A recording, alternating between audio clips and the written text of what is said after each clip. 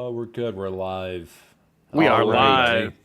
Welcome to Dojocast Ep.3, everyone. We're finally back after how many months? I have How long five, has it 6 been? months. It's been like half a year. Yeah, this is supposed to be a bi-weekly thing, but hey, some stuff came up. But we are finally back, and we have a special guest.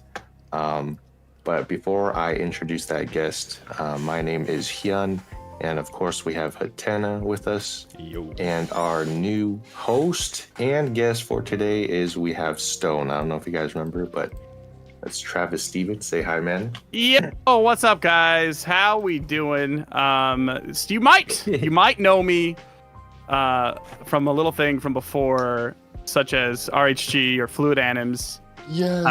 Yeah. I'm the hammer guy. Back, dude. Yeah, He's Andre the finally- hammer guy.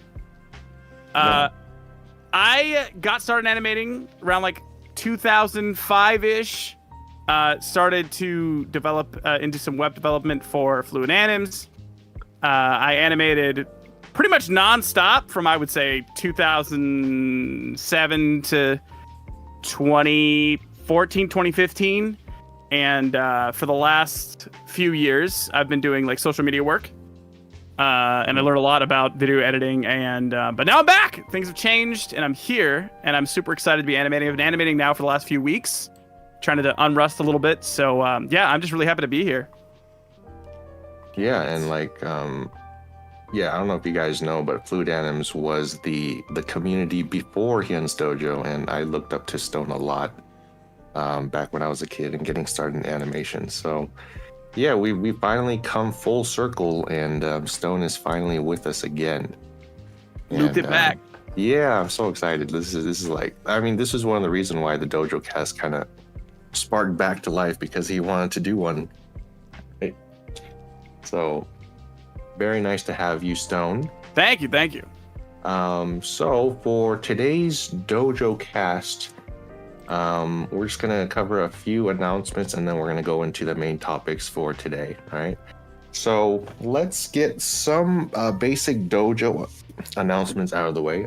By the way, I'm recovering from a sickness, so if you hear me like start dying from a cough, I mean, I have an IV bag next to me because It's Yeah, full that's- of gravy. yeah. I'm in Take care of him. hospice on a couch right now, and under the sea, by the way. I'm not done. Yeah, I forgot to mention, we're in the ocean for today's podcast. This is footnote. Yeah. But yeah, let's see. Let's go to the freaking announcements. So, very first announcement, we have new merch, everyone. New merch. Bring it up, Patena. Bring it. Yeah, we got Dojo signature keychains. These are pretty much like dog tags, and it has a really cool signature logo on it. Right now, it's on sale, guys, and pick yours up today. It's on shop.hyunsdojo.com, and we also have the stick figure necklaces. I think if you scroll down, Antenna.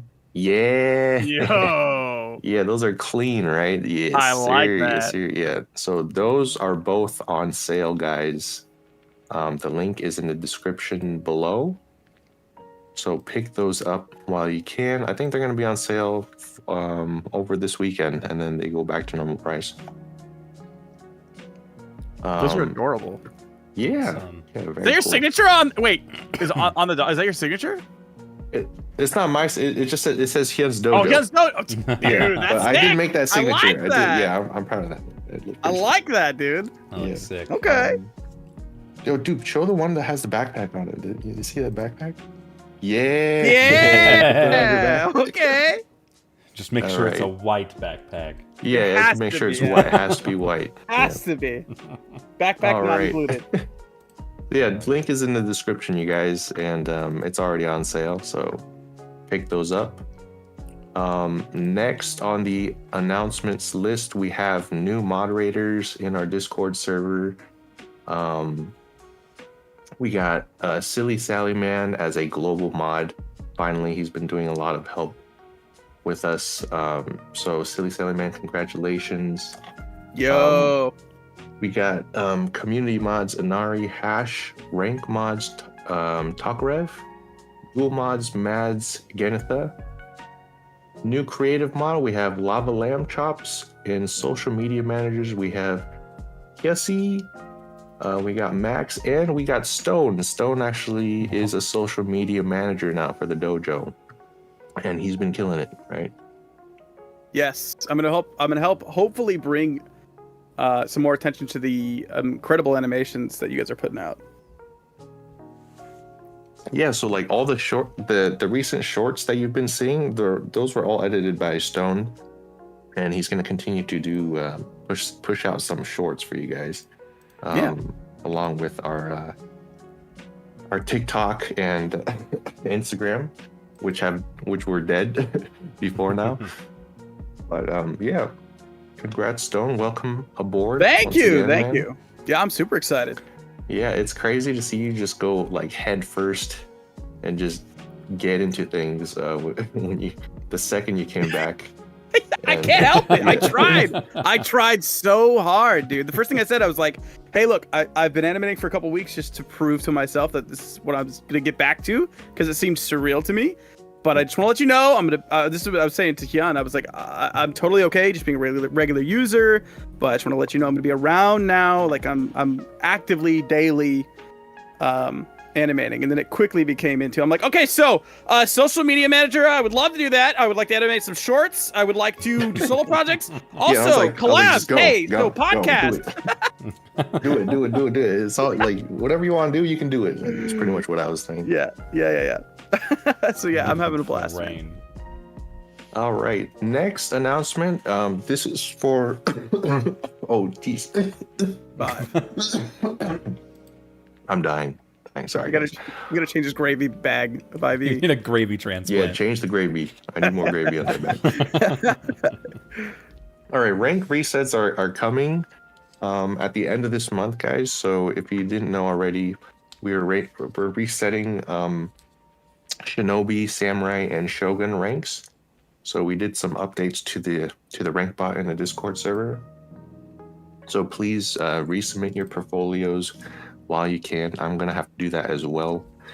And that's important because the Chosen One tournament, the second Chosen One tournament is coming at the beginning of next year. All right. Whoa. That's so exciting. Yeah, and the prize pool is gonna be a lot bigger. Okay, that's all I can say. Okay. Yes. So yeah, make sure to join our Discord. Is there a Discord link in the description? I don't even know yet, but I think it is. Yeah. I think it is. So make sure to join the Discord, and then if you want to join ranks, go to the rank section, and then submit your portfolios there. All right. And yeah, that's it for me. That's it for the dojo announcement, you guys. Perfect. So shall we get into our first juicy topic? First I need advice. Okay. If you wouldn't mind. So I'm not at my usual office in my home. I'm in my sister's house watching 4 dogs and taking care of 2 separate houses because my entire family went to Hawaii for a 2-week vacation, and I am the only one left in Colorado to take care of these dogs and houses. Let's go. And these dogs have been the absolute bane of my existence. They get into everything. They tore up one of the other dog's beds completely. They somehow keep finding more socks. I don't know where they're coming from. And then I thought that I would try and trust them out of their kennels while I left the house temporarily today to go check on the other house. And I came back and they were eating drywall. Yeah, that's crazy, yeah. So what do I do with these beasts? Pro tip is when you let them out to go to the bathroom, run them down. Throw a ball multiple times. Get the energy out so that when you have to rekennel them, they really just want to like chill. That's I have a bigger dog now, and that has been the meta so far for a while. Is like if I got stuff I got to do, I don't just let them go out to go to the bathroom. I run them down, get them really tired, make sure you get some food in him when he comes in, and then I usually get him something to chew on. Like, you can, like, they're already chewing on socks, like. They have plenty of toys, but they rarely rarely touch them. They tore up one of the couches. They're pulling cotton out of there. I believe dogs, when they're like anxious, they will the first thing that they look for is their owner's scent. So they will find anything that smells like their owner, and then they will destroy it. Gotcha. So my parents smell like drywall. Yeah, apparently. I Taste couldn't the say. skin in the walls. Help! I'm nervous. Okay. Well, Hey, at least you can be like naked in the house. You know what I'm saying? I mean, if you're alone, I do cartwheels naked in the house. Like that's the first thing I do. Anyway, You gotta get the feng shui correct in the house first. Okay. Wait, what was the topic? Okay, so the topic today. And this is the perfect segue. Naked cartwheels is the perfect segue for Awesome. going with today's theme. Okay, the internet today destroys animation. Our first topic kind of talks about this a little bit, and this is something that has been a regular issue for many years, and that is creating titles like for your releases, titles for the viewer versus for your community or niche group. Now, let me give an example of what I mean by that. So, when you create a title that is, Dojo Duelist versus Dojo Duelist, right? Mm-hmm. The average viewer, the person just online, just sees name versus name, and there's nothing that's pulling them to go for that click, to try and experiment, to see what that thing is. Now, when it comes to the creator, that is the title of their piece, right? Yeah. That is what it is. So it makes the most sense artistically to title it as it was created. But there is a disconnect between titling it for the viewer versus for that community. And I found multiple times that I would battle with changing the title, and I didn't want it. I mean, how do you guys feel? I never want to change my title. It feels awful. Yeah. So I very recently, I hosted and released this collab called the Big Ol' Synced Joint. Big Ol' Sync. Big Ol' Sync. I love the name. It's a real silly name, but like, I fought with what the title should be on YouTube, because I know in the video it would call itself Big Ol' Sync Joint, so maybe I could title it something else. But I also, it feels weird to the community, especially in the fan base that you've grown and knows that they're looking for that sort of stuff, and they see the title as some YouTuber clickbait-esque sort of arrangement of text. It feels dirty, It feels dirty. It doesn't feel good to be like, crazy stick fighter epic, and then you find out that when you have a title that's something like that, you look at a video that has that title, it has 15 million views on something that's like a test of something that's not even of remotely decent quality compared to a lot of the things that are out there, and it doesn't make you feel good. It doesn't make me feel. I see that, I'm like, God, like there is a line in between that I think that more and more people can get used to, that will help bring the deserved attention to a lot of these incredible animations. Like, I have a very specific example of this from years ago. It was one of the 4-day events for Fluid Anims. I don't remember exactly the year, but it was one of the final animations for the day. And usually for that specific event, for those of you who didn't know, it was 4 animations were released on a whole event that was piloted by Turquoise in his animations. And 4 days. We would schedule the 4 different animations throughout the day, right? Well, the last one that we put out was his animation called by B.Y.E. right? And it was incredible animation. It was like 5-ish minutes long. It had a bunch of like creative, just stick deaths, like generic theme, but done really well. And this was back at least like 2010, 2011 YouTube, something like that. It got front page on YouTube. It got like 200,000 or 300,000 views the first day, which was crazy. Big. It was big. It was crazy. It was big. But here's the problem, right? So it was named B.Y.E, and for us, we knew exactly what it was, right? And it was good animation, so it got some traction. But that very same day, somebody else saw that it was on the front page of YouTube. They downloaded it, re-uploaded it, and they called it 60 stick figure deaths in 5 minutes. And that got millions of views, and ours ceased getting views from that point on. Like, just trickled into nothing. Yeah. And that's a very good example of taking a title that is for the community by the artist and rehashing it into something that's digestible for the bulk of the internet to see it.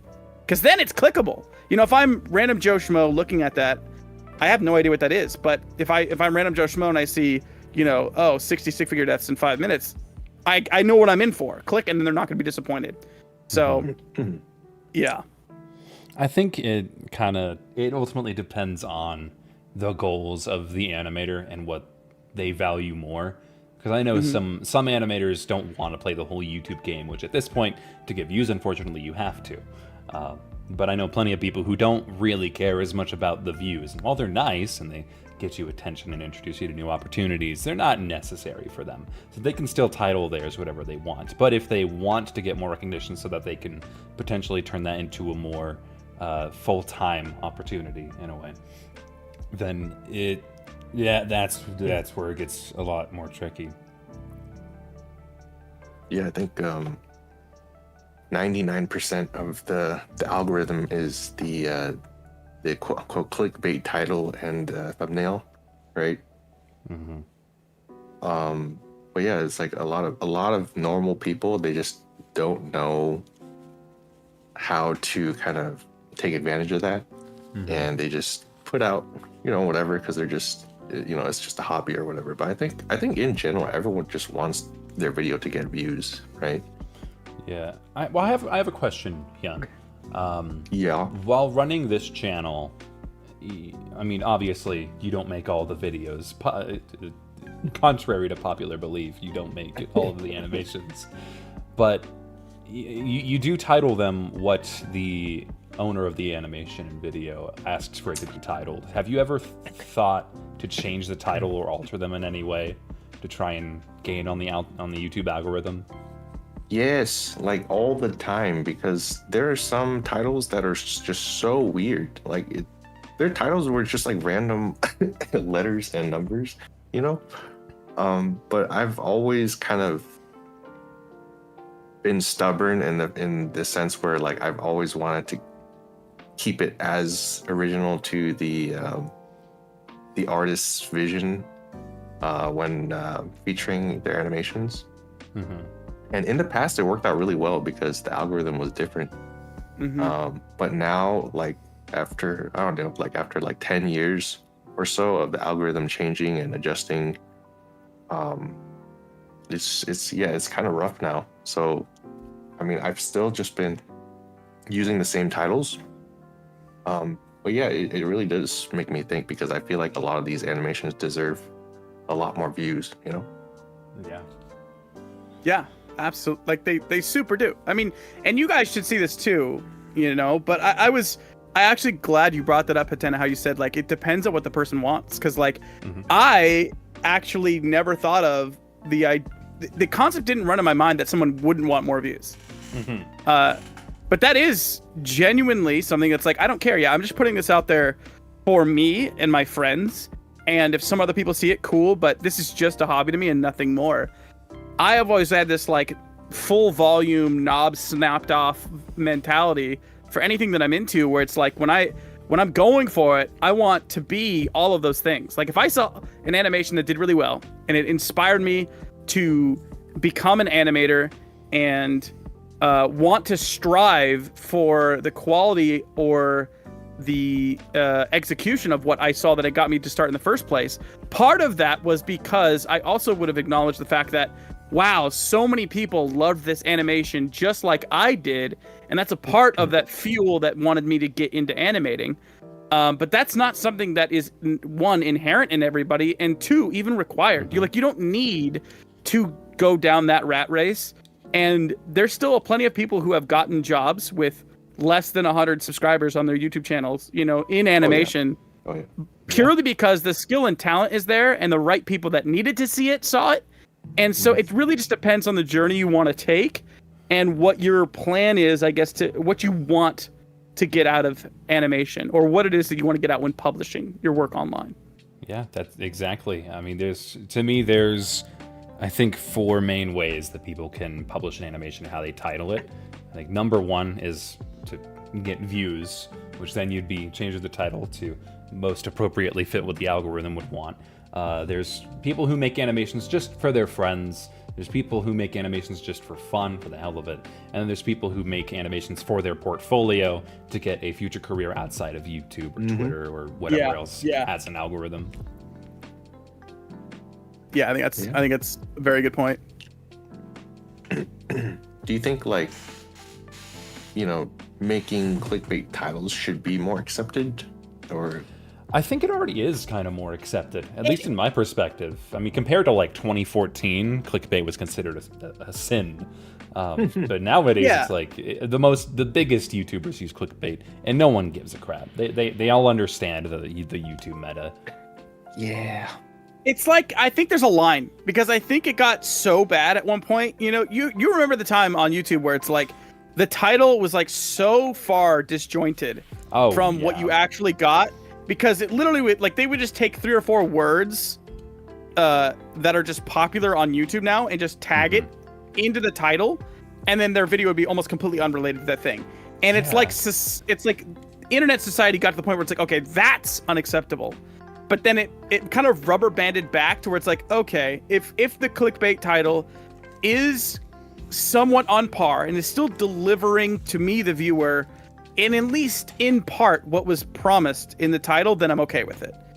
It's when it's just totally egregious and off, not hitting the mark at all, that I think that's where the line comes in. And I think the other thing that's not really acknowledged is that the title becomes a part 1 of 2 with the thumbnail. If you see a lot of the times, you'll see like the title is like, it's over, right? Like I wonder we're done, right? It's 2 words in the title, and then it'll say like the full story about X and Y. And it's like, okay, now I get it. There was like a clickbaity thing that like attention grabby, and then now this is kind of like the overarching theme. And I think that's like part of like what we did today, right? The internet today destroys animation, right? That's really bold, really gripping. It makes you want to be like, okay, I get the theme of what's going on, and that is the theme of what we're talking about. Tonight we're talking about how, the first topic is how we kind of have to play the game a little bit of adjusting what our work is and how it's titled online, just to put it in this space where people will see it. And again, the people that are going to see it will genuinely love it, because a lot of these things are absolutely incredible. Even if it's someone who's not hyper focused in the niche of animation or even further stick figure animation, there's a lot of these are so good that compared to a lot of things that get a ton of attention, they definitely deserve way more views. Yeah, man. Yeah. Man, I'm like reflecting. This is a little off topic, but I'm reflecting back on Big Ol' Sync Joint again, because I've realized like how much the YouTube algorithm has influenced how that was made or structured the video. Because you've noticed in many other collabs that they have like extended, like, okay, Imitator is a famous example of credits, considering 2/3 of the whole video is credits. But credits seem to be an important thing for everyone, and that's fair because you want to credit everybody. But I kind of took the approach of all the appropriate credits are already prefaced earlier in the video, like you see everyone's name in the top corner, and the music was showed at the very beginning of the video. So I just did not do credits at all. Like once the fight was over, it was just done. And I kind of reflected after that, being like, that's kind of like exactly what a lot of YouTubers would do now. Like Mr. Beast is like, once the whole point of the video is on, he just cuts it off. There's no outro or anything. Retention is really big. I actually, in my time away doing social media, that's a huge part of, especially in the shorts field, retention is everything. And sometimes I would release a short 2 or 3, 4 times with different variations of it, where the first run of it being released kind of gave me the metric of where the drop off is, where people feel like, okay, this is where the value is delivered, and now I'm out. And I would take another cut, and I would do just that. It would get to the delivery of whatever the value of the video is, and then hard cut right there, because that's typically where I'm losing 60% of the audience anyway. So I'm not wasting anyone's time with what they're taking from it. But exactly, like there is a line in between those two things, because you're like, yeah, I want to get the retention that's going to further push the animation for more people to see it, but at the same time I want to leave credits and have credits where credits is due, and that's important to a lot of people. So it's always a tug of war back and forth. Man, the one more thing I wanted to say about this too, that we didn't quite touch upon, and the importance of titling things and in the descriptions, is the indexing. The indexing online. You'll find a video that you made or an animation you might have listed that kind of did just okay, and then even years later, all of a sudden it starts blowing up in views, and a lot of it has to do with the index of information that is pulled from your video, and eventually it might get put into a rabbit hole off of a viral video, you know. And having those things tied together can really boost views. Yeah, we had that recently where there's a new season of Smiling Friends coming out. And then we had a DJ Spit animated collab, like a music video. Perfect example. Didn't do very well when it released, but now all of a sudden it's just like it's blowing up because it's in that just rabbit relevant, hole. and then YouTube decided to push it out because it's relevant. Yeah. I had another weird instance of that with the whole. I don't know if we want to talk about shipping too much, but there is a popular ship of my character and another person's, and then somewhere on TikTok, one of someone else's animations. I don't need to say their name because they know what I'm talking about. I already but know. you know. But their animation got popular from a repost on TikTok, and then people started finding my original animation from it. So I had like my views went up by like 4 times over what they usually are, just because of that. Yeah, indexing is big. So what do we have here? Is this our spotlight? I think this is our spotlight and a good transition. Yes. Ooh, yes. So yeah, we're spotlighting an animation today. Oh, wait, what is this? This is Kits versus Vike, a Kitsumi Fox duel, animation number 2 from Not So Pro-ish Noob. Oh, Not So Pro-ish. Yeah, so they're an animator in this community. They've released a few animations featuring this character, and this one recently came out. And Stone felt very passionately about this animation. I did. I think this is. I think that this is a perfect segue from our first discussion here, and it's definitely something that's deserving of spotlight. Should we just play it? Let's see it. Yeah, let's go for it. IV bag in the way. Oh no, it's fine. No, you're good. I've heard you're part of the Right Town Immigration Museum. A curator, wasn't it? Wait, is that voice acting? Just voice That is acting. voice acting. Yeah, and it's good. Have you seen this, Hyun? But I think I have not seen this yet. Oh, okay. Dude, it's been released for a month. I'm gonna say this now. It's been out for a month, I think, and it's got less than 8,000 views, and it's gonna blow your mind that that's true by the end of this. I promise you. Yeah, June 16th. Yep. Not Month and a many half are old. interested in testing this potion for me, which is why I need your help. Yeah, man. I was hyped for so long before this actually came out. So I do these streams occasionally on my channel while I'll just review viewer submitted animations. And Pro-ish I think he made a trailer for this animation specifically for that stream. I'm sure he will bring you these samples. So I was hyped about this for quite a bit, and he did not. And it's Cinematics. It's so good, dude. It gets so It is crazy. And is this in the wonderful. description as well, too, for people to kind of hunt this down? Oh no, not yet. I need to put Okay, it down. okay. All right, now Dude, let's the get to comic. it. It's a comic book style turned animation. It's so Oh, yes. stylish. It gets They have crazy. mastered that. Oh, man. Oh, It's so good. Bro, it's incredible. Like there's so many excellently executed aspect to it It's that like within that has done in an original way. Yeah. Dude, I've always wanted I- to see animated comics like this. Oh, well, this is the place. This is I it. Dude. intentionally avoid watching this because I just get jealous that I'm not this good. This is. I felt the same way. Like, it's not fair. How are some people better than me? That's not cool. Look at this, dude. Yeah, it's oh my god. Oh, the framing. I know. It's Wow. Look at Oh that! my god. perspective. Oh, How do you think of that? I don't know. Oh, just wait. This shit gets crazy. it's oh my god, it is nuts. And the mute, like, you look how smooth that is. Oh my god. Cutting through the frames of the comic, essentially. Yeah, Wow. I mean they've had creative use of this comic strip style, all the borders, before, but they've never done it to this intensity. The double It's takes, done, yeah, it's like done different perspectives. beautifully. I love this sequence especially because it's like it's not fast enough where two separate things going on are deviating your attention to the point that it's confusing.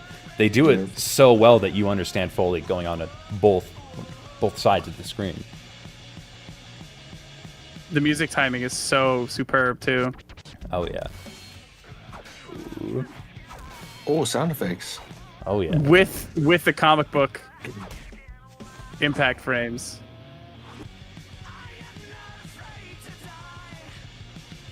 Oh man. Like this could be like, you know, like in a movie. You know what I'm saying? It's a full. It could easily be a full web series. And this is what I was talking about, like the titling. Kits versus Vike, the first part, that means nothing to 99.9% of the populace. Look at this part. Yeah, I change of know the colors. colors. Watch this when it shows the night. Oh my god. And this. Oh, Damn. I know. good. Damn.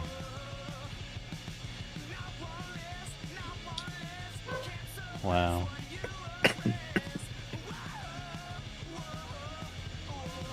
Call back to the previous animation. Oh yeah.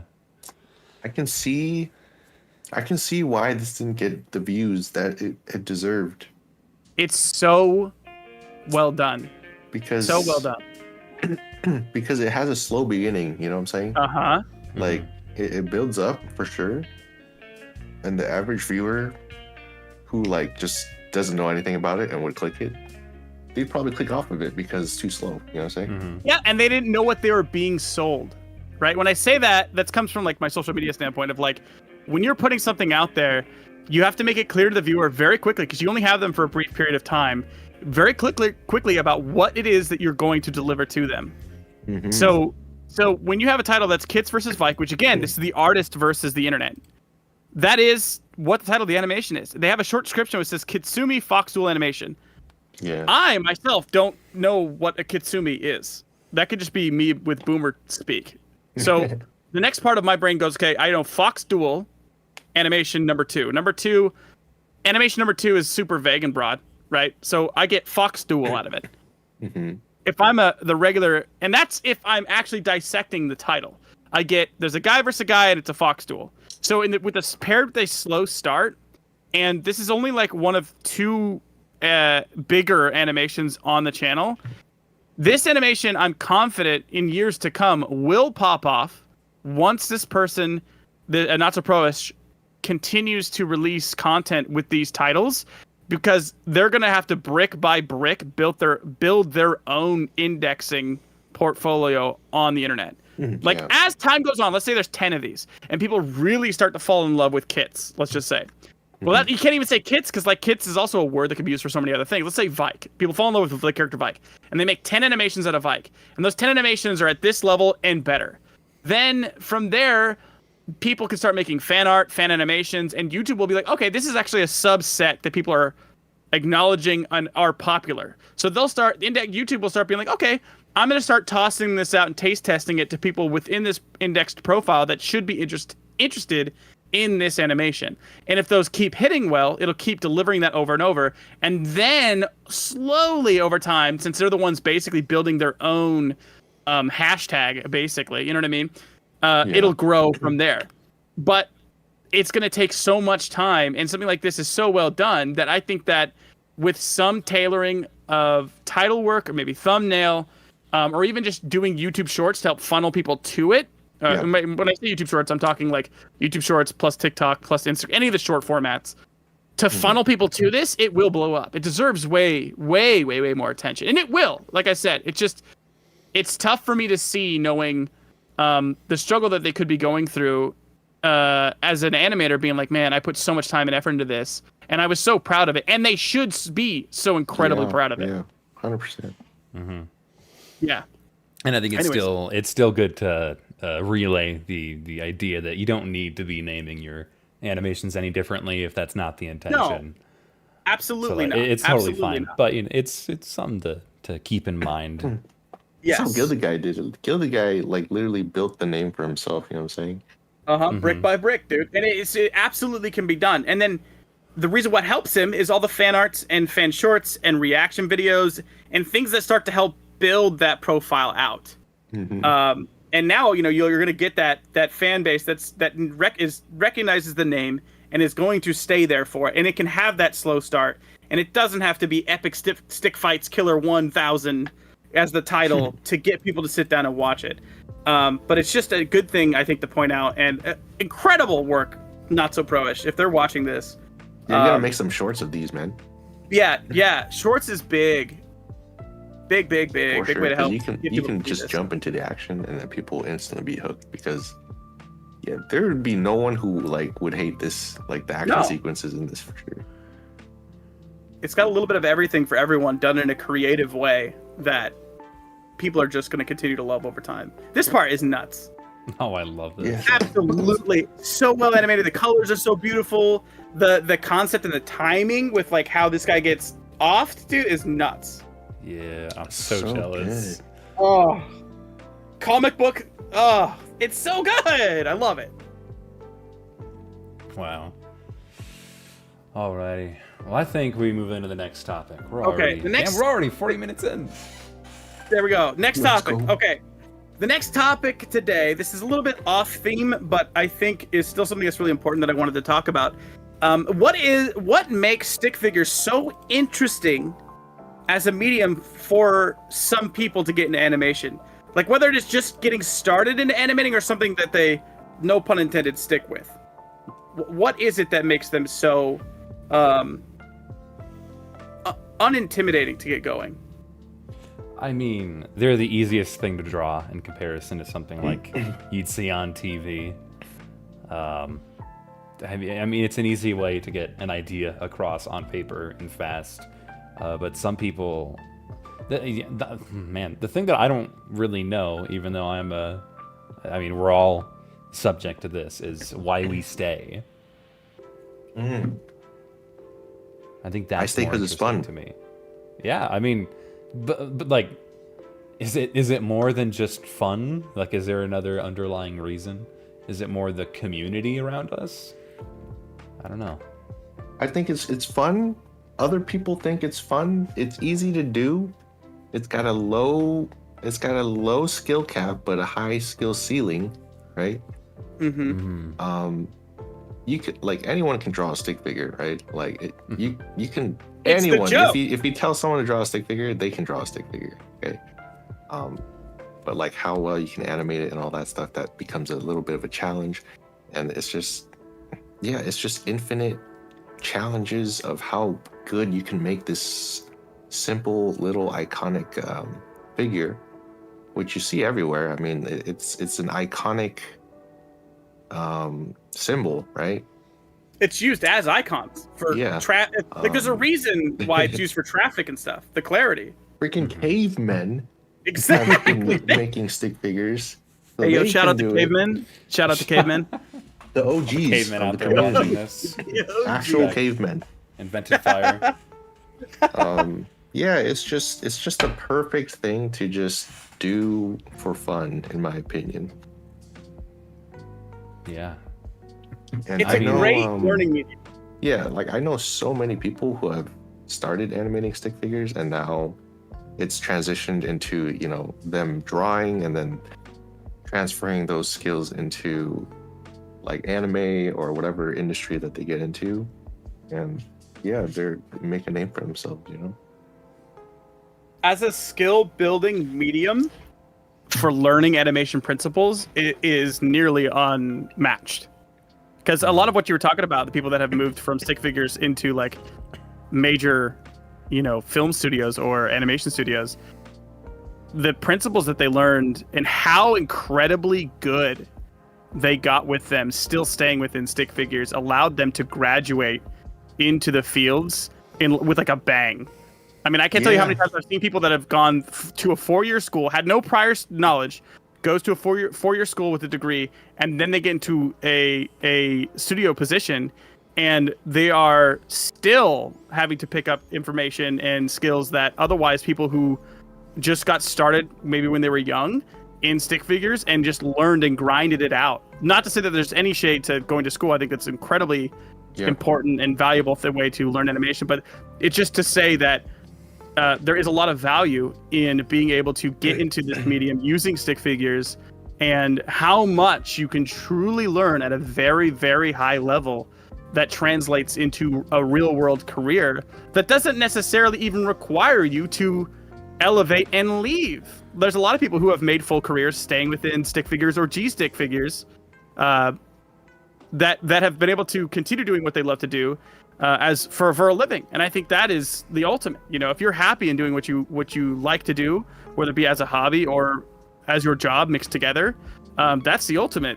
That's a lot of people would dream of that scenario. So I think it's just a beautiful way to get interested into animation without that overwhelming, crushing feeling of like, oh yeah, well, I can't make Aladdin because I'm not 60 talented animators with 6-figure degrees and a huge studio behind me, so I won't even bother starting. And then, you see this cute little stick figure thing online that people love and adore, and you're like, wow, I think I can actually do that. And it gets you to step foot in the door, and get started. I think that's an incredibly powerful thing. Yeah. I think another reason why it becomes so interesting is the simplicity and recognizability. It's shockingly high. Like, for example, you could have you have a stick figure colored maybe like an orangish brown, but you give them a big hammer and that's Andre. yeah. You and know it crosses that's Andre. all language barriers. There's people all over the world. A good point. It's so iconic, the stick figure itself, that it immediately is read by anyone across multiple cultures, and there's so much power to that and strength in that. And that's why I love stick figures from years and years and years ago. And I had a lot of times people tell me, like, when are you going to leave and graduate to full body? I said, I don't need to graduate. Yeah. This is where I want to be. And like, what do you mean? Like, this is a cute, fun little thing you're doing until you go to the real thing. I'm like, no, I don't think you understand. This is where I want to be. This is the thing I like to do. And I need people to understand how important this is, because it's going to bring so many other talented, amazingly incredible animators into animation, because they're going to see something that you did and they're going to be like, wow, that was awesome. That struck a chord within me. And now I'm going to go figure out what program did he use? Do I need a graphics tablet? And you can change people's lives genuinely by putting out work into the medium. I think the dojo itself has changed a lot of lives. It's kind of crazy to think about because of how long we've been here. But I see so many people just getting started. I've seen so many people getting started, and then seeing the end result of that, of just being in an industry all of a sudden. You know what I'm saying? Yeah, and it's factually changed people's lives in a not minute way, in a fundamentally massive way for the better. And that starts with the foundation stick figure, as silly as that is. Yeah, it's crazy. I got my job because of stick figures, and now I get to do my job, which is about stick figures. Right? Yeah. Which is so cool. It's such a funny sentence. Alan Becker, literally 0.001, 0.0001% top of YouTube. Oh yeah. In stick figure animations. Yeah. It's crazy, and it's like some of the coolest shit on the platform. And I'm but definitely not biased. Not at all. Of course not. Not at all. It's not because he pays me.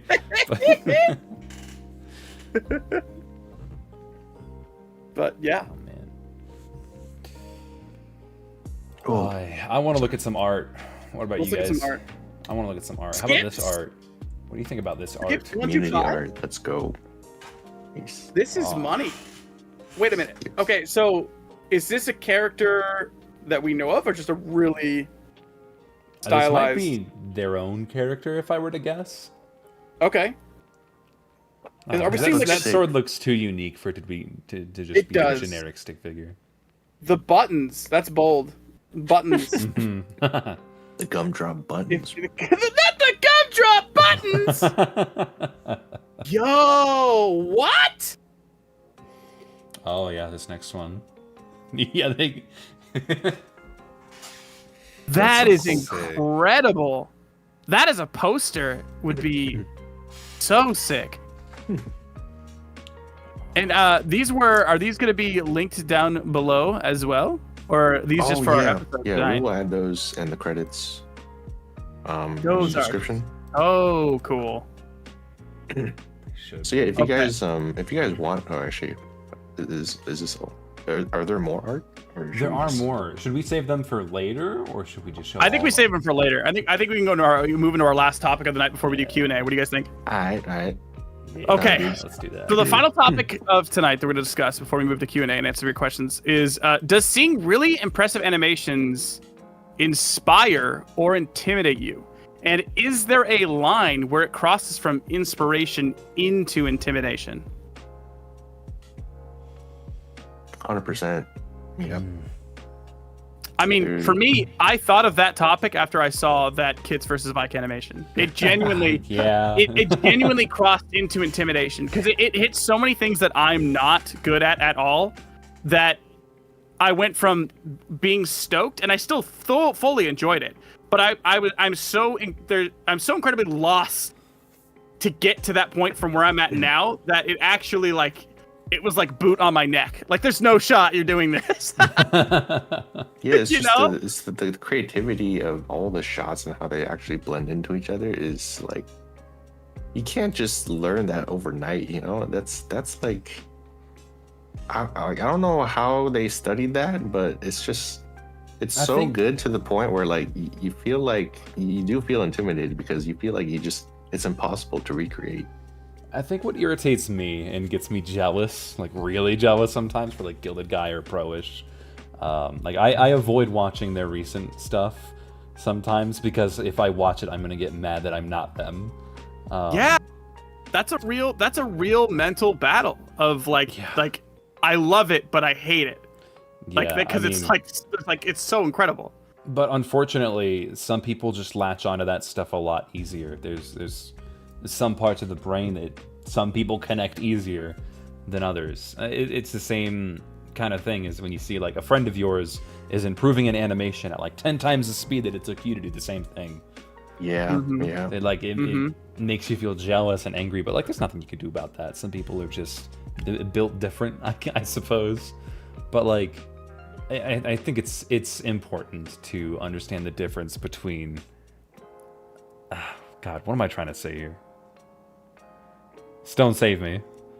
No, I get it. Like the good example I like to have is I have been wildly in my years more inspired by different stick figure animations at different levels based off of where I was and where that animation was in relation to me versus high level anime. Whereas you can look at high level anime and be like, that's objectively incredible animation. But for some reason, it doesn't strike the same chord as it does for a stick figure animation that I saw that I don't know if it's me personally being like, oh, I can relate to this more, or I can grab more direct ideas to build off of for my own thing from what I'm seeing. But that's kind of for what I feel like where the line is, and that line is different for everyone. Some people may not have that line where it's like they don't get that level of intimidation, and they just purely just let the love flow in from every beautiful animation that they see, and that's magical because anytime you can pull in that feeling, that's what for me fuels me to get through some of the harder parts or the boring parts. Seeing that, I mean, there's been so many days where I start my day before I get animating anything at all. I watch something I might have watched 100 times before, but it's how I fuel my workflow. That's how I get into flow state and kind of like get going is by seeing something that truly inspires me. It's like my gas tank, you know. And if I watch something that's objectively just incredible animation, but it's intimidating, it'll actually deplete my tank and not fill it up. And so that's why it's important for me to identify those things, and kind of as I navigate getting into animating for the day, is I kind of have to stay away from things that are going to intimidate me, because if I can't be in that happy, fulfilling, heart fluttering, you know, inspired state, then it's gonna be hard to kind of push through and get what I want to get done in my animation for the day. God, but I love doing the exact opposite though. Rage farming, intimidating animation. well, no, that's not. Why? No, I mean, like, when you said God, I just blinked. What's wrong with me? It's late, bro. We'll give him the gravy. Hyun, we're gonna have to unplug your gravy real quick. I'm gonna wheel the gravy. gravy bag over. Hang on, let me Pass the gravy, dog. Let me grab that. There we go. Beautiful. Beautiful. Good. Perfect. Let's drop him off. Sorry, I got God, what was I trying to say? I thought that would be enough stuff. No, I mean, I like making things I like doing very ambitious things. Like, I love putting all of my effort into one project to the point where it seems impossible to surpass it, because then I know I'll somehow surpass it next time, and I know that just improves my skill set. That's actually a very, very valuable skill to have, because I think that having that mentality will allow you truly to reach new places where other people are going to be kept down, like at an infinite skill ceiling.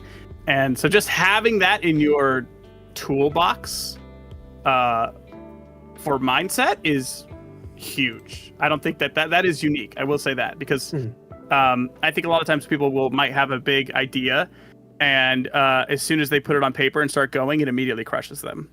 Mm-hmm. You know, that's happened to me personally. I've a number of times tried to tackle something that I had a bunch of fuel backing behind it, and then kind of when I get my hands dirty with it, I'm like, oh, this is mountainous. Well, you want to know what I do to kind of counteract that? And this very appropriately fits into this topic, is I just go back and watch whatever inspired me in the first place. So I have this video that I've been working on for like probably half a year, if not more now, about some silly ARG project, and it's like half animated, half edited, and it's turning out to be over an hour long, and sometimes that can be very daunting. But then I go back and I watch like Noodle's videos, because I'm taking direct inspiration from him for that style of video that I'm trying to do. And then after I watch like a few of his, I'll be like, okay, I'm ready to get right back into it. This is gonna be cool. That's perfect. The fuel. Yeah, that's great. I think a good way to kind of combat intimidation is just join like a small collab, you know, just a community project where you can just, you know, make a simple little part and everyone's in it together. So it's not like you have like, you know, this huge wall to get over. And not everything is on you. Yeah, exactly. The smaller projects are equally as important as the bigger ones. True. Yeah, and then like after you get your feet wet a little bit, then you can return to that whatever big passion project that you're working on. Yeah, project bouncing is really, really valuable in keeping things alive. Sometimes if you only have one thing to do, it ends up being the thing that you can't do. And just having something you can sidestep and come back, can keep you actually genuinely progressing further in it than if you were to only focus all of your time on the one thing. Yeah. Have either of you experienced a burnout of any kind, or like an art block? Not one time, never, not ever, never. Yes. I haven't. I've been blocked for 3 years, man. Dude, I was 8 years. What? Have you seen my YouTube channel? That thing's dead. I don't know. I haven't experienced any kind of full art block yet. It's because I've been naturally doing that exact thing for as long as I can remember. That's must be great. nice. That's must be great. nice. Dude, I've sat Subtle full brag. 8 hour days. I've sat full 8 hour days just staring at a blank file, like starting, deleting it, sitting there, starting deleting it, sitting there, and just like Oh wow. wanting to eat the drywall like your dogs to cure my anxiety of not doing anything. Like this. Yes, I mean, like there are days where I'm just like I don't even get on the computer for like a week or Yeah. like, oh, yeah, I don't even for an extended amount of time, just because I just don't feel like animating, and it's just like there's so much pressure to make something good, and then like especially if you don't have anything started, it's just really hard. hard to get back. Yeah, and I'm sure a lot of people kind of face that as well. And my fix for that is to literally have the smallest of side quests assigned to you. So like for me, it's like my main quest for today is to open up the animation program, and I will be successful. Yeah. Or make one frame for the day. Anything extra is a bonus. That kind of thing, just to break out of that habit of just being dead in the water, which we are right now. Under the sea. Yeah, no, it's super important. I do that same thing. I gamify a lot of like the things I need to do, and keeping the task very low bar makes you feel very fulfilled immediately, and then it's like you're earning extra credit constantly, and it just feels good and you keep doing it. So I think that's a great way to combat that. Yeah. Yeah. Well, yeah. What do you guys think? Are we ready to open up for some Q&A to wrap up the episode? I think so. We can look at some art and then let people yes! bring in last minute Q&A. Yeah, if you guys Well, have ask some questions, bring them in. We'll just be looking at some art in the meantime. Voroxzii? Oh, Yes, Voroxzii. Voroxzii. That is so. The colors are so Whoa. powerful in that. Damn. Again, very well like strapped. Was the theme like buckled down tonight? Like we had a ton of buttons. There are a This lot one's of just buckles. Just yeah. belts. This is just belts on belts on belts on belts. What with are a you zipper. protecting yourself from? You're actually just bones. Is that what's keeping him together? Your pants are not gonna fall off. I promise. Looks like Skeletor's like edgy son. I love how bright it is for. Yeah, the colors are really, really cool. Yeah, it's ironic that like the suit feels so bright, though most of it is pure black. Does the character wear the emoticon as a face, and he just like has it off as a helmet? Like it's his usual helmet. It's mysterious. I don't know.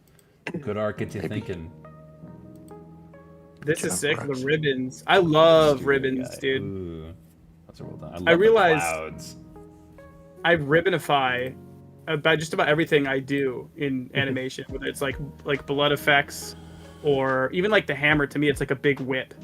And anytime I can add that like whippiness, I don't know. There's something about the curves for line of action is just so much fun. So I love ribbon-esque characters and stuff like this. The clouds on this are nuts. Is it a green glow coming from the like lower? I don't know. I don't even know. I see. That's cool. All right, last one that we have loaded up here. Say the name. All speechless. xygitalart. Or you call him xygitalart? Zion. I know them. It's my boy, dude. It's There you my go. boy. That's such a money action shot. Dude, I have to yeah. reference this. I have to reference this in the animation. It's like a postcard. It's so cool. Oh yeah. No, Zion does incredible stuff, not just in illustration, but I have them working on my movie, and they did one animatic for an action sequence, and it's like my favorite. Incredible.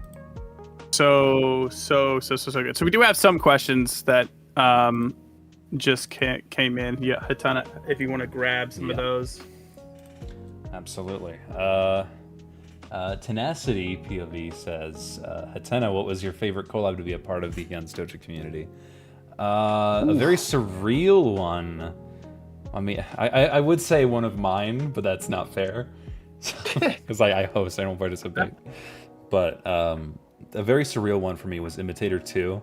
Because Imitator 1 was the animation that actually got me into this community. I went from hating stick figure animation to loving stick figure animation just from that one video.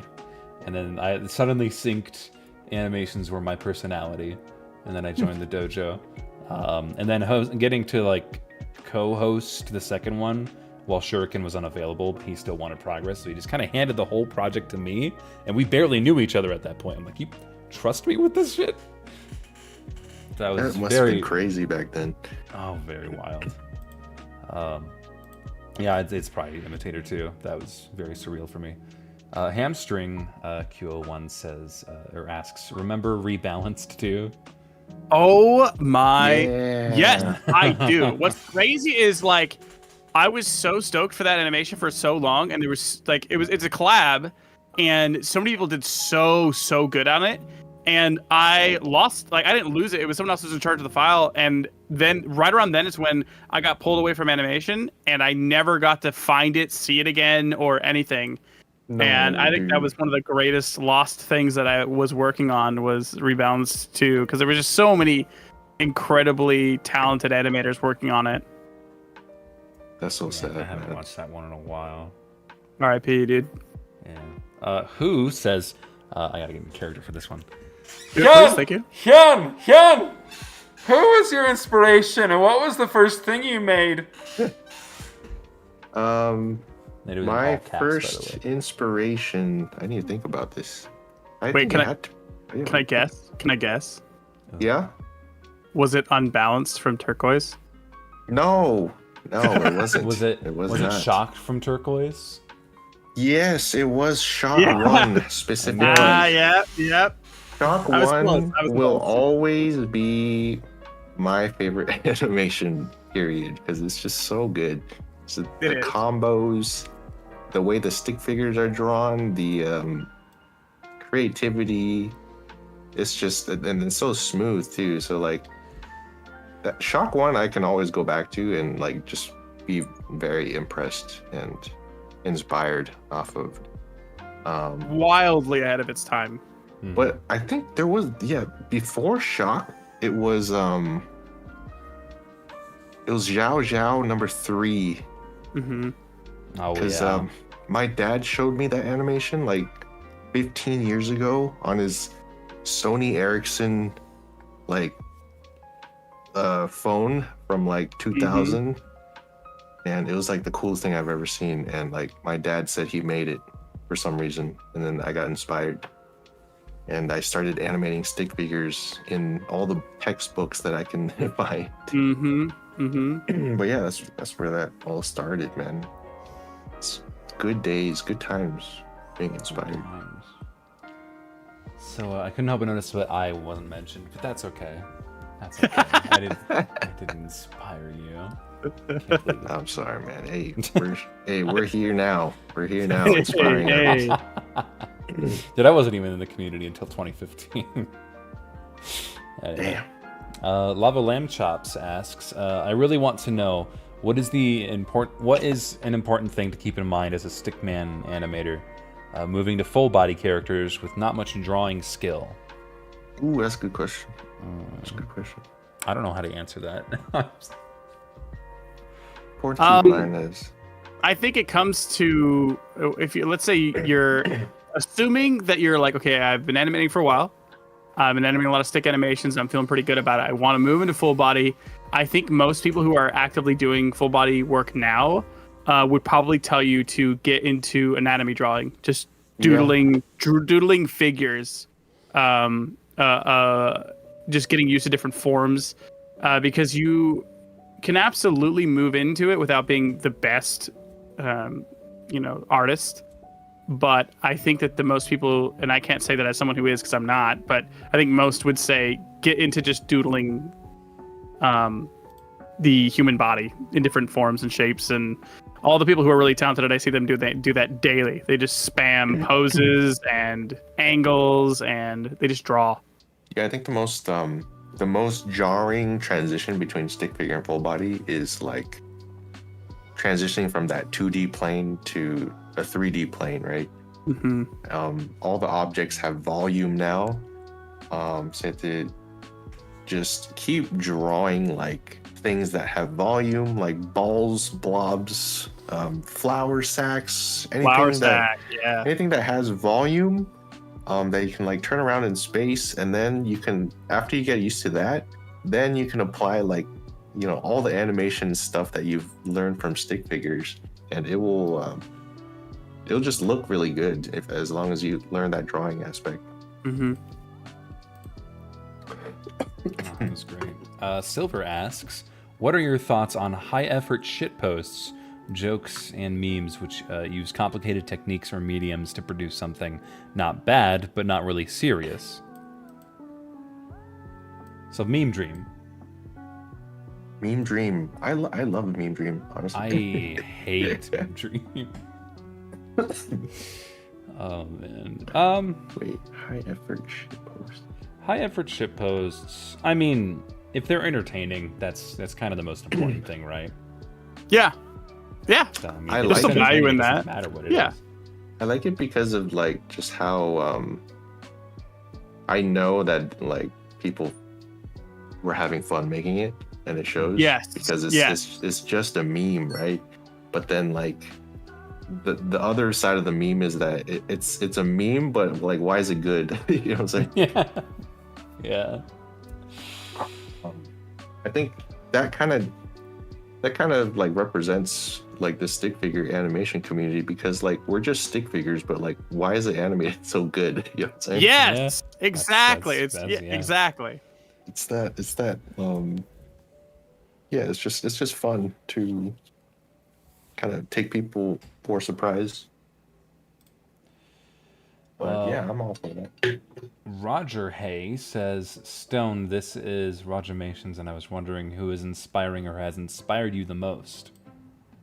Who is inspiring? There is so many people that I'm inspired by. I am honestly the biggest hype man for all of you out there, because I truly believe that so many of you are so much more inspiring and talented than you can ever truly understand. And it will take time for you to even grasp it. I have I'm fortunate enough to be able to look back, having been in animation for as long as I have now, and to see some of the people that I inspired with work I did so long ago, at a time where then and even now, I truly didn't believe that I was good in what I was producing at all. But at the same time, the amount of people that were kind of spawned from that time period and the work that they're putting out now is incredibly inspiring to me. I can't really pin it to any one person, but just know, if you're out there and you're putting some work out there, that even if you aren't the most talented of all the animators that you look up to, that there is things that you are doing that's inspiring other people. And you may be inspiring people who you could see as being better than you in animation, and they're truly looking at you and be like, damn, that's insane what they were able to make. Yeah, so that's such a good point, because like, I think really talented animators can still be inspired by, like, you know, up and coming animators. Absolutely. It's not just one-sided, you know. Mm-hmm. Absolutely. Yeah, like I see beginner animators just going through that process of learning and making like a bunch of stuff, and they're improving. And I mean, when I see that, it inspires me so much. You know what I'm saying? It's not just like me looking up to like really good animators. I'm actually more inspired by the animators that are up and coming and like putting in the effort to become great. You know what I'm saying? Mm-hmm. I agree. Lunsar asks, Hyun, when did you start animating? Oh, 2009. Oh my gosh. How long ago is that? Don't do the math. It's not fun. I can't I do, promise. do that math. I promise, don't do the math. It's not fun. It's 14 years, I think. Yeah, I've been animating like I started animating on the computer in 2009, but I've been animating stick figures inside books from like 2007. No, Oh, that's 15. because I didn't have a computer back then. Oh, I don't think computers existed back then. They didn't have them. Yeah, it was fire. It was like Fire, the Wheel, drawing stick figures and textbooks. Yeah. Where you started, and then later computers. That's where it actually. It was just me, Bernie Sanders, and Joe Biden in high school in the lunch tables. Yep. Animating stick figures inside textbooks. Yeah, that's what it was back then. Grunting and pointing at cave drawings in the wall on the walls. Yeah. I started technically back in 3rd grade.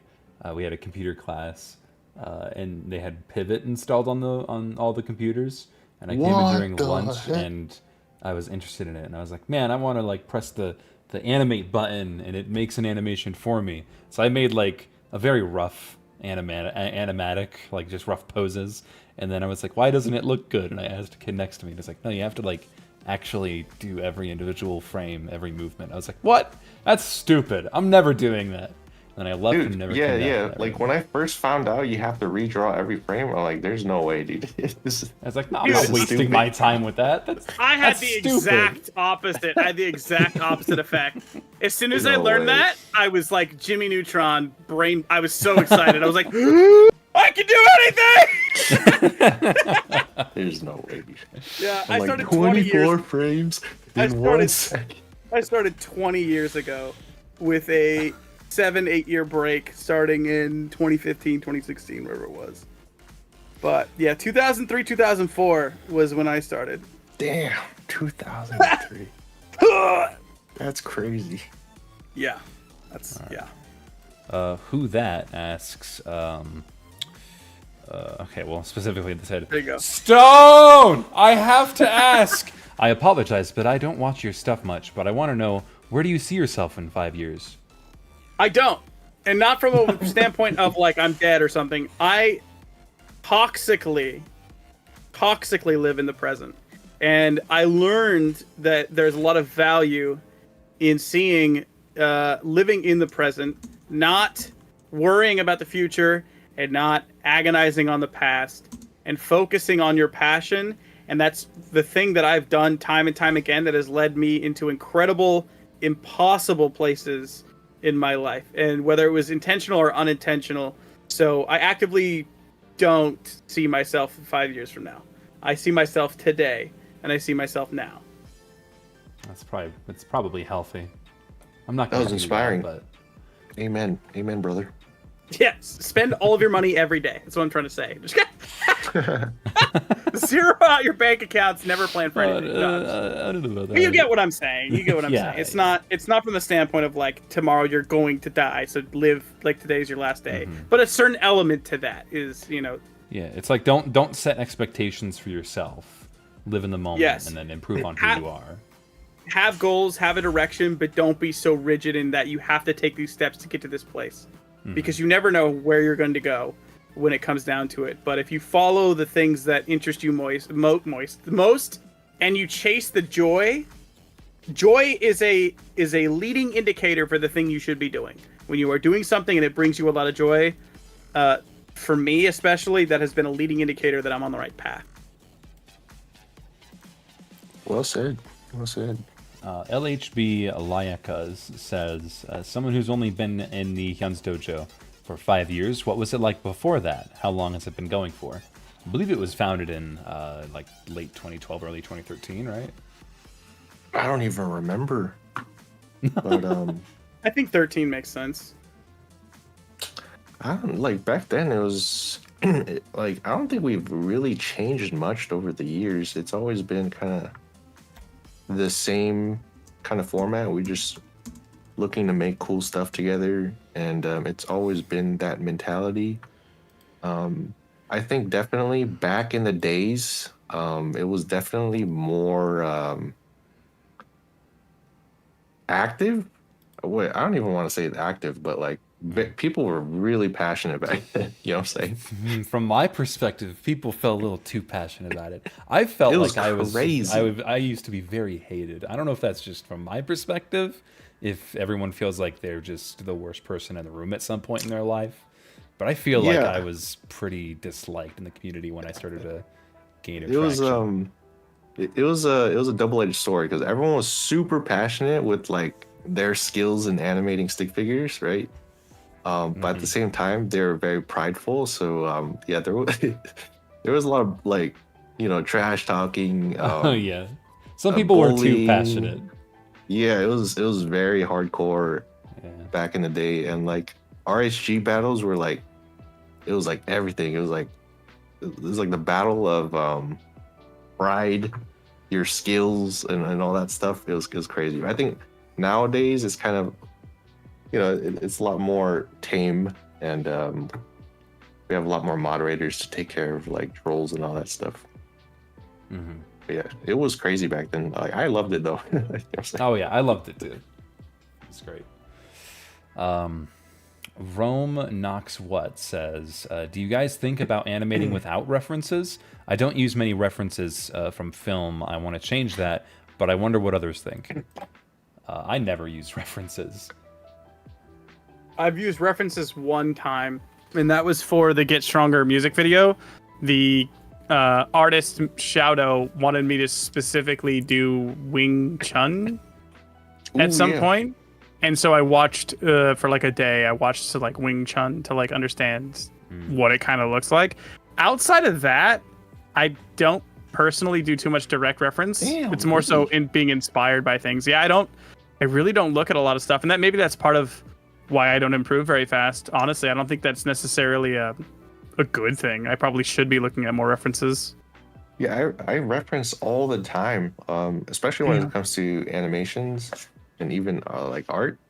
I think it's I think a lot of people are kind of prideful, and they actively don't want to use reference because they just want to, rely on their own current skills. But I think using references is a really fast way to learn, and you should definitely reference more. Just make sure just not to completely carbon copy things, because that's just plagiarism, But referencing is really, really useful.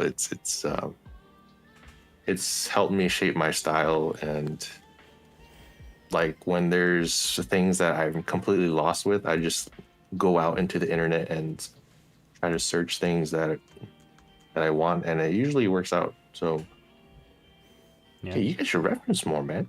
Dude, I think my frame of in my mind, like basing it around films, I really reference, I think, a lot of stick figure frames. I go through people's animations frame by frame, so I think I just wasn't thinking about it correctly. I do reference stick figure animation frames a lot. Yeah, other animations, that's a perfect example. Like back in the day, I used to reference a lot of like Jackie Chan films for choreography.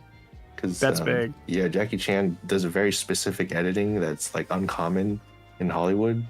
So like I did a lot of referencing for that, which is really useful.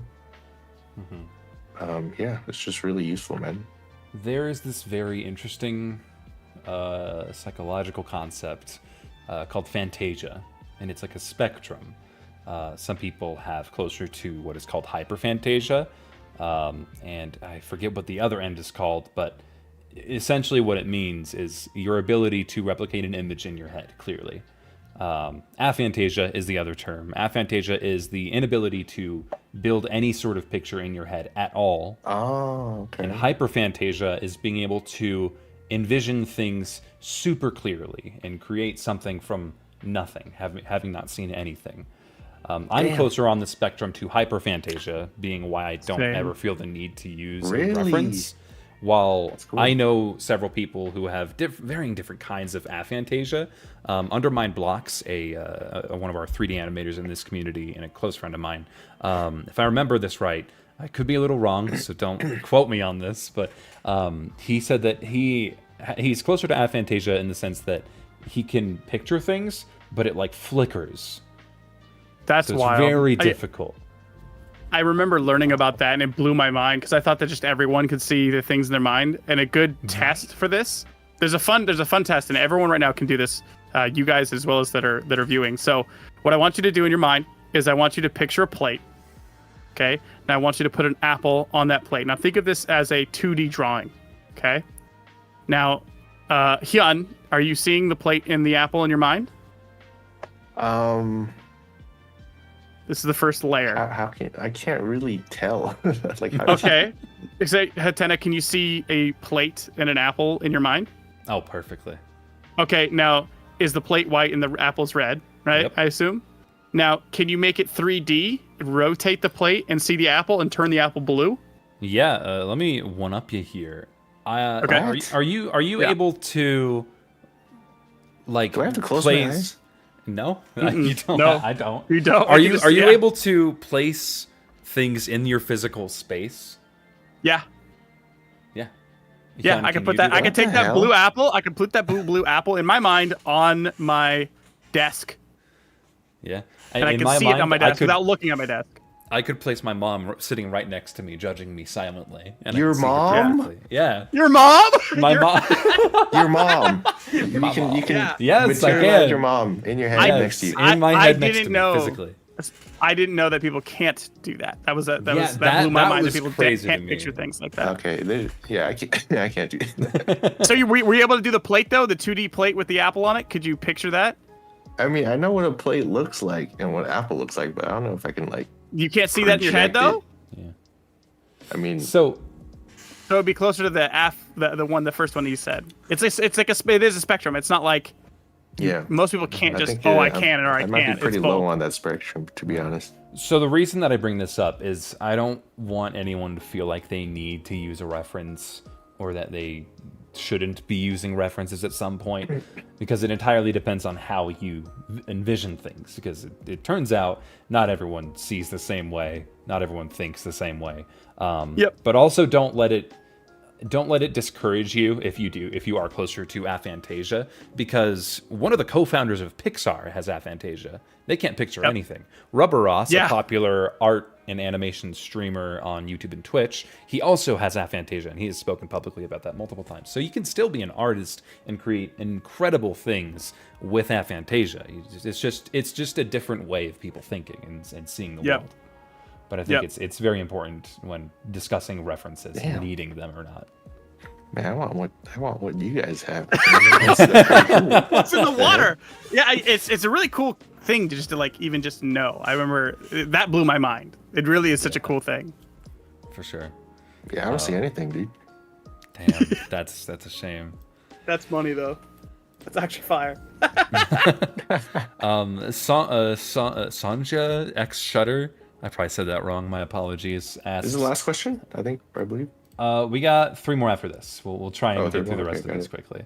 Yeah. But Sanjia, I'm sure I said that wrong, asks, hey Hyun, what did you know about stick choreography before you get started? Before I get started in animation, maybe. I think Or- maybe or- like before you started working on your animations entirely. Like when you first started, Oh, okay. did you know much about choreography? I mean, I took some like taekwondo classes when I was a kid, so I knew I had a basic library of like different kicks and punches and stuff, but it's not like I don't think it really transitioned to animation. It really started transitioning when I started looking at references, like we mentioned before. So like I'd watch like a Jackie Chan film and I'd be like, oh my gosh, that was a really cool like combo that he did. I want to try to recreate that. So that's where I kind of learned my vocabulary of choreography back in the day. And then you slowly just build that up, and then eventually you can just animate it without looking at reference. But yeah, that's basically how you can build up choreography. Or you can just wing it. You could just wing it. I wing it all the time. Yeah, a lot I of people never do, and it ends up looking fine. You know, like, Yeah. so. You don't need to know any, like, you don't need to fully know like kung fu or anything, unless that's what you're going for. And it Yeah, depends there on are what like you need. very specific kung fu or like I don't know, like very specific moves that you can do. But also, I think that might limit you in a sense because I know some animators that don't know anything and then they do like crazy moves that I didn't even know existed. Yeah, so it's really up to you. Kydeward asks, a question for Hatena and Stone. What brought you to the dojo? Which animation made you want to join the dojo? I mean, I've already kind of responded to this. It was Imitator. For me, it was kind of, I've always kind of been here since it was kind of the thing that came after Fluid Annons. I've always peripherally been here. I know that seems weird, but I never really fully left. I just was less present in a way that you guys would be seeing me around in posts or within the Discord and things of that nature. Just through how everything shook down from my story, I kind of was here before it, and have been here since its inception and beyond. You know, so I wouldn't necessarily say that there was any one specific thing that, like, an animation that brought me here. Gotcha. Yeah. Stick Brime asks, when it comes to 3D stick animation, is it possible that 3D stickman animation can have the same quality as the 2D one? Oh, absolutely. Yeah. I mean, it can go either way. It's just a different medium. Yeah, it's like, how long is a piece of string? You know, it's however long you would make it. However, how good the 3D stick figure animation could be is based on the person executing it and how far they take it. You know, it could be as incredible, if not more. Mm-hmm. Yeah, it just depends on whoever's behind it, the vision, and I guess also what you might be comparing it to. Yeah. Which, I mean, as an artist, I try not to compare animations or individual art pieces to another, unless it's like a sequel of something. Then that's a little more fair. Lava Lamb Chop asks, this is our last question. Your guys' favorite animated movies and shows? Ooh. That's super tough. I don't know, man. I genuinely, I personally don't have a favorite animated movie or show. I really don't. I mean, I could probably name a few, but I don't know if I'd rank any of them over another. For movies, I mean, I'm a Marvel sucker. I'd probably say Infinity War or Endgame. Those are both pretty good. Either of the Spider-Verses. Spider-Verses are really cool. Yeah, like fantastic. animation-wise, those are great. Captain Underpants movie. It's funnily enough, I love. Let's go! Like, 'cause they were kind of one of the first 3D animation movies, alongside the Charlie Brown animated movie, to really influence a stylistic mix of weird, smeary 3D animation with 2D effects and trails and whatnot. As for TV shows, I personally really like South Park. God, what was it? There's another one. Dude, the somewhat more recent TMNT. Oh my The god, yeah, Rise of the 2D? TMNT. Yo, yeah, some of that is love so that good. one. It's Bro, I so hate Ninja Turtles personally, but Uh-huh. like you cannot deny that the animation is like top notch. So good. I love that they went super for it. high quality. Absolutely. I mean, I watch a lot of my content, or I watch a lot of the stuff that I watch as more of an analytical perspective, because my mind just breaks things down like that. I like to look at animation and think, wow, that's a cool animation. I don't really care about the story, but the animation is really freaking good. People are saying Puss in Boots 2. Yeah, that was really good. That's The a fight scene. fantastic one. Mm-hmm. It's very stylistic. That was kinema for sure. Oh yeah. Alrighty. Is that it? Is that I it think for we're the about at the end. third episode of Dojocast? Oh, we're back. We did it. Do it Oh my weekly?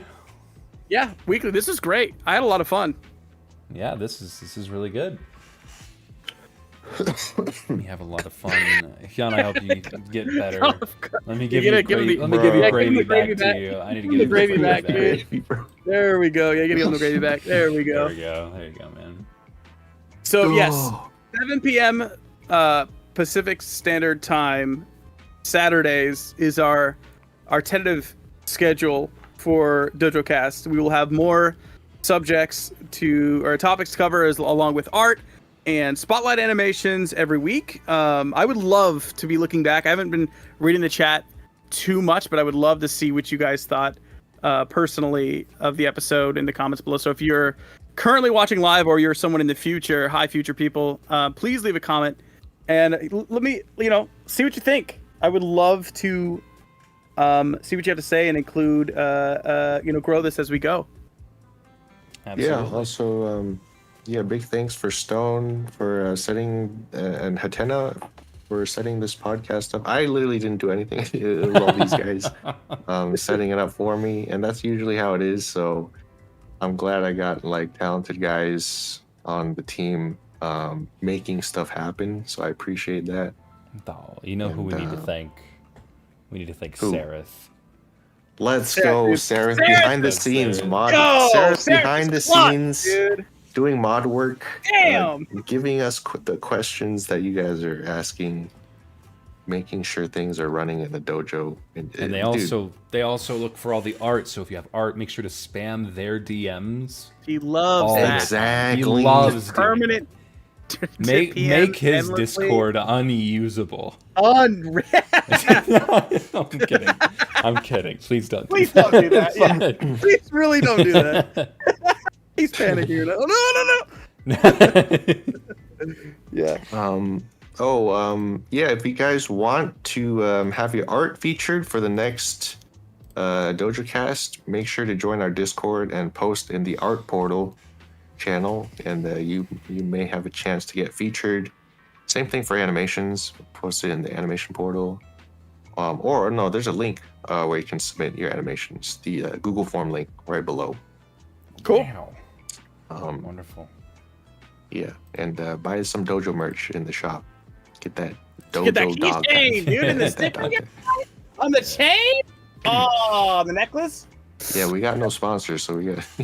Yeah, we don't. Not yet. Get your merch up, dude. Yeah. Get your merch up, dude. Yeah, we should get a gravy company to sponsor us and we put their logo on this bag. We have to please keep it slurp gravy the entire episode. Sure. Awesome. Yeah. All right. Well, thank you all for watching. Yeah, someone close that. Yeah. We don't know. We haven't established how we're gonna end these. Do we just say bye? Wait, wasn't there a song or something that we downloaded, or was that? Is there an off button? I don't think so. There's a little jingle. It was the original Dojocast jingle. Remember? Oh. Closing I don't have time. that. Take it away. Okay, we'll do that. We'll do that next. We'll figure it out. It'll be better next time, guys. We'll say goodbye better next time. Yeah. Bye, guys. All right. Goodbye. Bye. Bye. Alrighty. It's ended. Bye. All right.